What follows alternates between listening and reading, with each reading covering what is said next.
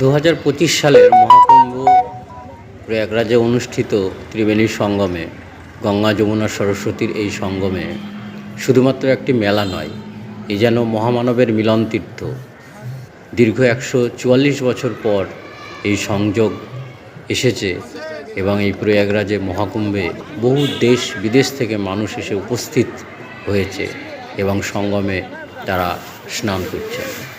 এখানে ভারতবর্ষের 13টি আখাড়া, বিভিন্ন সাধু সন্ন্যাসী, নাগা সন্ন্যাসী এবং কত মঠ মন্দির স্থাপনা করা হয়েছে। এখানে 57টি থানা, 40,000 একর জায়গা বিস্তৃত এই মহাকুম্ভ মেলা।